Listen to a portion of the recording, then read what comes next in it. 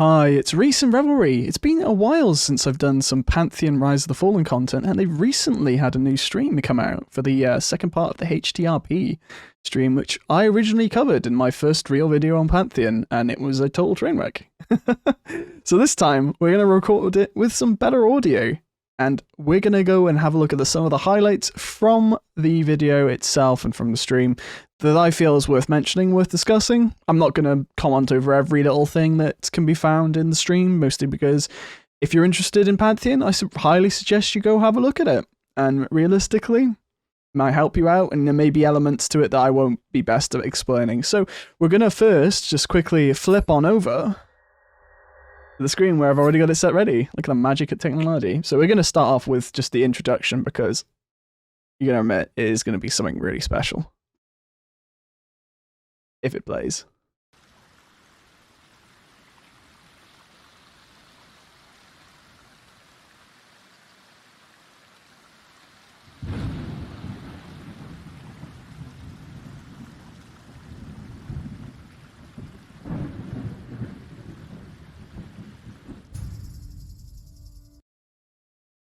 I just have to say it was probably one of the strongest introductions that I've ever seen to a piece of content media like this, like, you know, dev streams, etc. However, I'm kind of a little bit misplaced, because I don't know if it would have been better to do at the end as like a showcase. But then again, I'm not paid to make games. I'm not even paid to do much, actually. So to be fair, it's a very strong start. And honestly, I mean, I can't even, like, just the ambience from it, right? You stand it, just the showcasing of the lighting system, night, for instance, which we're going to go into a little bit later, and just the weather dynamic on it as well was just such a refreshing thing to see. But we're going to skip quickly past that to roughly about all these, by the way, will be timestamped. My apologies, but obviously we're going to go quickly skip forward to a good part, which is the so like Chris said, we're going to be talking about the biomes. And actually, CP, if you want to just sort of talk about what we're seeing and where we are in game right now. Sure. So we're in Thronefast. First thing, looking a lot better.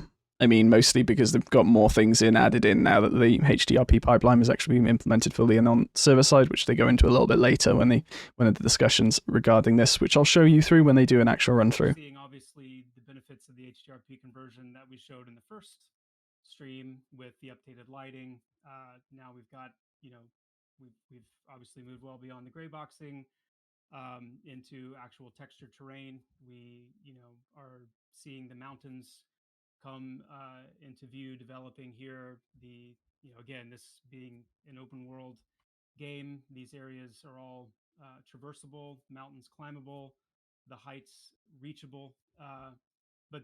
I think one of the things I like so far about this is just the attention to detail on the foliage, or mostly just how it's functioning and meshing with the actual... I know it's obviously not a complete biome generation, first of all, and they do go into that in a little bit more detail.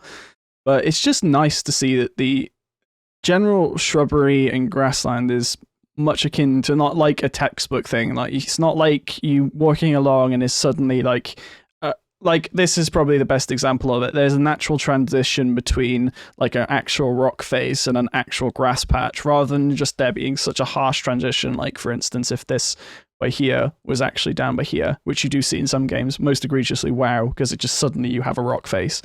I mean, it's just, I think it's just more of a artistic sort of license for myself to say that's what I like, but hey, I enjoy it, and just generally how the terrain is actually meshing in is great. What we're seeing on the ground level is the flora, and so now we've got grass, just immense amounts of grass, grass that all, you know, interacts with the wind, interacts with player movement. That's an interesting point, because we're actually going to skip ahead, especially on that point, because there is all these, by the way, will be in my description below for the actual timestamps, because there is an actual section where they actually show at this point foliage with us running around. Oh, we're doing just foliage kind of first? Yeah. Just kind of ties into what we were doing there. Spoiler.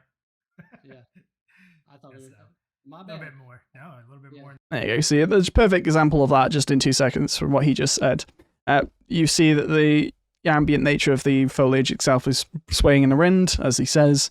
There is a minor piece of movement when a player character goes into the foliage, which causes a little bit of a jostle, and they continue on. The biome here, and we had some fun running around. So And you can see now there's a everything you're jostle seeing, from that plant. mentioned already, this is in-game footage. And as just said, this is all in-game footage. It isn't sort of just a random track base. It is all in-game at the moment and potentially going to be seen in pre-alpha, but we'll leave that aside because that's under an ND matter. You know, it's something that you're going to be eventually seeing in the game is probably what I was trying to get out there. Every piece. So nothing here is in Unity. Everything is us running around on the server. So potentially to be seen in future betas, alphas, etc., rather than just a playtest demo. So important to say, even when you see like those flyover shots, we have a camera that's built in that we can use to do that.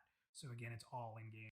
Interesting thing on the flyover camera, because I'm not really going to showing the shots of it at the moment, but a flyover camera built into the system actually sounds pretty interesting, and you can probably use it for a few things. Maybe they might even do like in-game cinematics based off that. Although it doesn't really fit Pantheon's feel. But I digress.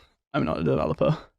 We're going to quickly move on now, because this is pretty much a see as you feel sort of situation, onto the water implementation. Okay. Yes. So moving on, we have a lot to cover. Yeah, let's head into the water and sort of where we are with water in Pantheon. So this is obviously, we're in Thronefast. This is not a still shot. Obviously, you can see the trees. As said, you can see the trees moving in the background, but you can also see the water rippling. In the water moving, but you know the light on the water. I'm liking the look of that reflection over by there. I think that was the one thing that I took away from the scene, and I did pause it for about three minutes when I was originally like reviewing these scenes, etc. It's just how the nature of the lighting and the reflection kind of works, even if it's not implemented, just because of the lighting. As you can clearly see by here, the differentiation between the gap and there. I'm going to be personally a massive fan of water in this game because I'm going to be a Darkmere, so I'm going to be spending most of my time in there. So, kudos. The reflection, really the team's done such an amazing job of sort of getting this in quickly. Mm-hmm. Yep, indeed. Also, another thing I like about this scene before Chopper goes to continue is actual water foliage, or foliage that is like on the base level of water, and it's a nice integration between the two systems. You know, water is such an important part of this game. It's such an important part of the travel and the exploration. Since again of verticality, climbing takes the spotlight a lot, but it shouldn't. There you go. A little bit of an allusion to how important water is going to be in exploring the game itself. As a Darkmere, 100% agree. Everything should be underwater as a Darkmere. You know, Thronefast should be underwater everywhere, you know, because we just need more places to swim. The water aspect obviously is a little bit more along the lines of the foliage because, you know, it's just going to be a consistent matter of just updating, improving, etc. And it's going to implement into the game until we actually run around in the game. It's probably going to be nice set dressing and a nice example of what the developmental side of HDRP implementation has had and the actual end benefits of it. But I think we're going to move on now to something a little bit more, that's facetious, a little bit more dynamic per se, which is... Okay, now we're gonna get into some gangbuster stuff. This. I'm really excited about this next couple of segments here. Let's start with the day-night cycle. Okay. So again, here we are in game, and what we've done here is we've taken the same shot. Here we have a female paladin sort of running along. I'm going to pose this to you now because I know most people would have seen the actual HDRP Part 2 entirety of the stream by saw. I want you to, if you get this far and you're reviewing this and watching this, I want you to comment, did this feel like an April Fool's joke initially? Because initially I was taken aback, but I realized that it wasn't night. And the one thing that a lot of people I've seen so far discussing was like, it was kind of like a ruse moment for them where they thought, oh, this is going to be night. And it was like, this isn't dark. And it was like up in arms. Along the road, and we can start to see how time of day affects the game. this is a nice overall shot. I love this shot only because it shows the contrast, especially the early morning shot where you're actually seeing the lighting effect with the foliage, etc., and the lawn, the long drawn out shadows of like the day rolling into night and the shadow directions, etc., that are working now. It looks fabulous. I mean, like, you can't really say much more about it other than it looks like it's fantastic work going into this game so far. It's just the attention to detail as well. And like, obviously lighting and shadows is a thing that may affect some people in terms of actual sort of hardware-wise might not be able to run as efficiently as other processors because they are quite chunky when it comes to rendering. But at the same time, if they're able to optimize this, it's going to look like a fantastic game. And that's pretty much all I can say. I mean, I'm going to skip forward quickly to the part where this, with the famous color changing dwarf, as it's been noted in my little guild community. Funny things to talk about because it's not like time of day is a new concept or a new thing. I mean, it's not anything that none of us are used to seeing. But to speak specifically, I paused on this screen for about 2 minutes. As soon as I saw the skybox with the stars, the lighting off, you can tell the lighting in the background of just the obviously Thronefast sort of arches, and then you can tell there's braziers by there because of the latent lighting around there and how the shadows cascade out. And just in general, I was stuck on this for about 2 minutes because I was just fascinated by it. It's amazing. It's like you look at that skybox and you think, wow, it feels like something that could be put in a lot of other games that are already out, and the attention to detail is kind of lost. Like, it looks like a sky of stars rather than just a painted stars, which is the one thing that irks me about a lot of skyboxes. It looks painted, but this actually looks genuine. And I mean, I'm going to run through to the Pantheon is that it's section of all three together. a massive step forward towards realizing the level of immersion that we're trying to achieve. That's why I love this game in development so far. It's the attention of detail for the purposes of immersion. It's just that one factor is making me absolutely happy that this game to support this development of this game, because it's just the passion behind making it an immersive experience. I mean, it's kind of hard to gauge, obviously, at this point with the side buys, but you can clearly tell the differences between a morning scene, a day scene, or a midday scene, and a night scene. I mean, I think the best example I could give to argue this case and the antithesis of this case is how WoW's day and night cycle works.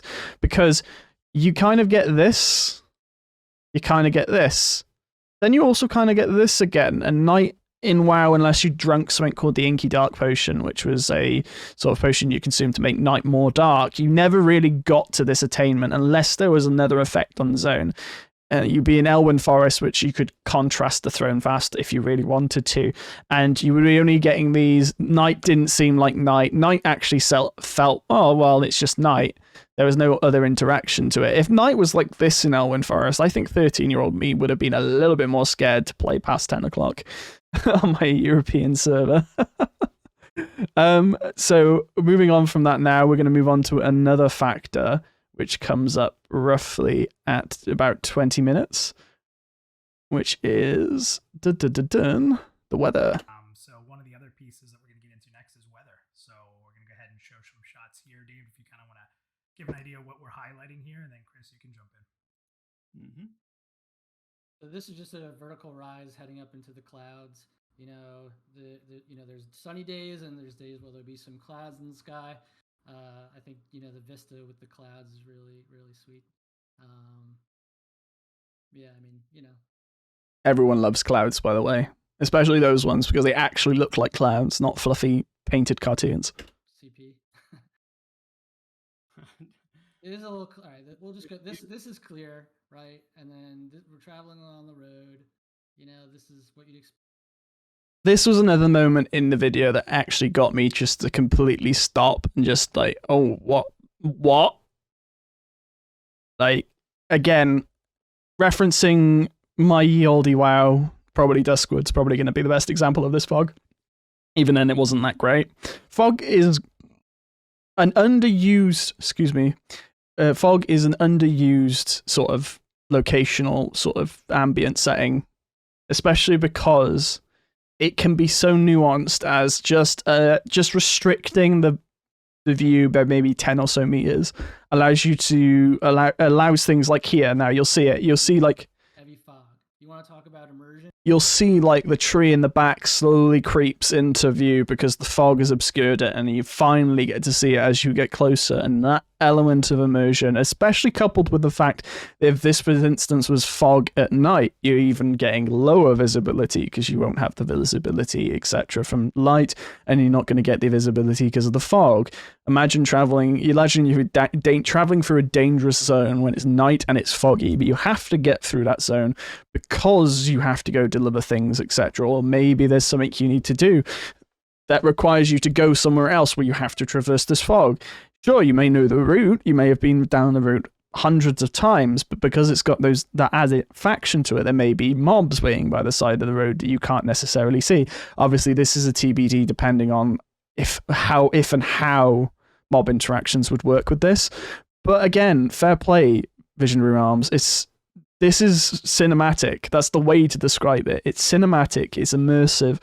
It really gives you chills as well, thinking about how you might be wandering down this road and suddenly something jumps you. And we're going to move on to another part as well, quickly, just so that we can have a look even more. Difference, you know, not only in Oh, no. the visual aspect of the game. Hold on. I did it wrong. Yeah, saved it as 22, not 23. I'll make the amendment now. Bad Reese. It's obviously talking about weather systems. We got this.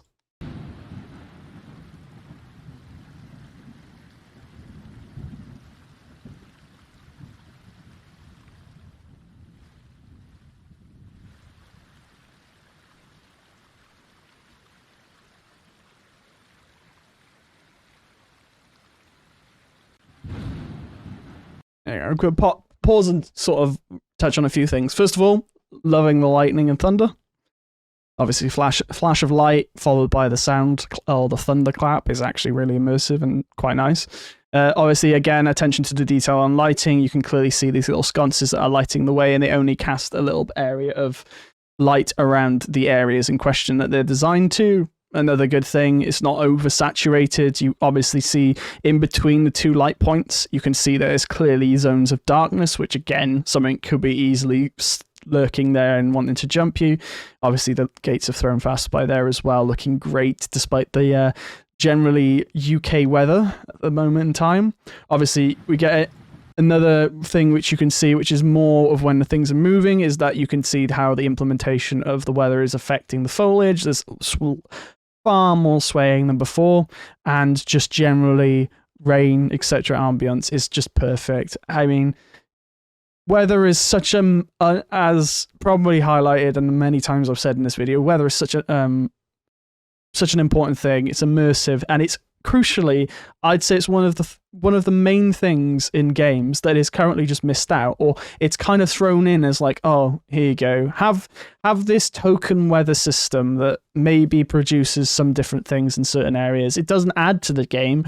All it does is maybe you get to walk through a zone when it's raining instead of when it's sunny. Have fun. But at least with this, you're getting the full punch of what an immersive weather system can do on your experience, which is great. And I'm 100% for it. And for the last part, we're going to jump quickly to something which I absolutely adored, which I'm going to leave. Yeah. So, Chris, I did see people asking, we talked a little bit about the Druid class. And obviously, CR was in there, so thank you, CR, talking a little bit about some of this stuff being placeholder and how some of it, is still being worked on. We're obviously at a pretty early stage. Everything's evolving. We kind of can say that at anything when you're in pre-alpha, right? There you go. I'm just going to go back again, or just cycle through back to the start and then kind of tab through. First of all, Skybox, 100% love it, as mentioned before.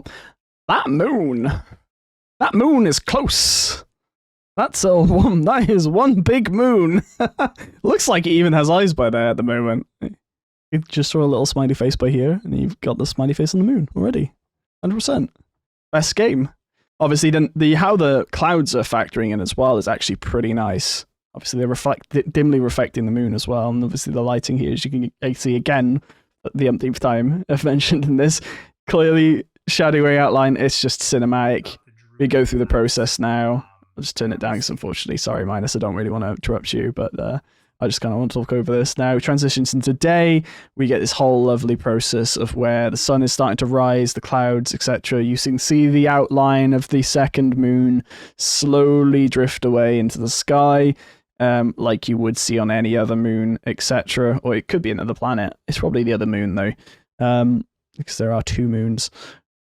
Naturally sways into day. You can see a great interaction of how weather systems would happen as a sunny day, so it's not swaying so much. Great.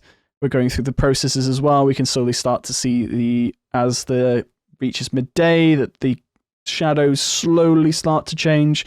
We get this otherwise completely cinematic experience of Thronefast during the peak of sunlight, day, midday, the whole 9 yards, transitioning once again in slowly transitioning. That is, mind you, there is obviously movement of the clouds, but it is mentioned to be tuned down later in the video, but I want to leave that sort of bits for you guys to pick up. But otherwise, just a fantastic rendition of the HDRP technology and the weather systems and all the effort that Visionary Realms have put into the system itself, and it's just on full on display. And if you haven't watched this already, I would highly suggest that you go watch the video, because it was honestly a fascinating thing to sit down and watch. And there were, as I said before, there were moments in time where I just sat there and just in sort of awe, realistically. But that is really it for now. My thoughts, just to sign off before we got a sort of tune over. 100% well done, Visionary Realms. It's looking great. You're picking up things that I feel, as personally as a person who's put a lot of time and effort into MMOs, that you're picking up things that are often neglected and underwhelming, and have really cranked it up and to a point where it looks great, but it isn't going overboard. And I think that is the main thing with weather, especially with weather and lighting and the systems involved in this video. I probably didn't comment enough on water too much for my own liking, but at the same time, water is water is water. I kind of want to see what we can do with water before I make a firm assumption on it, because at the moment it is quite nice as a set piece, but until we actually know what we can do in water and how it's going to implement into the verticality, as Jopper said, are we going to see sort of Guild Wars 2 Combat 2.0, which not a lot of people did like, or we're going to see something more revolutionary, more probably just something more evolutionary and something more enjoyable. But other than that, we'll wait until the next time. And I'm certainly going to be waiting. It's been Recent Revelry. Thank you for watching. Take care. Hi, it's Recent Revelry, and thank you for watching the video. If you've enjoyed the video, feel free to like and subscribe, because it really helps out the channel and it will help me decide on what you guys want to do and what you want me to do, and actually angle the channel towards what is going to come out. If you are interested in other videos, feel free to look down below, and if Reese has timed this right, it'll have the other videos there, or at least a playlist or another video, maybe an icon. Other than that, take care. Hope to see you around.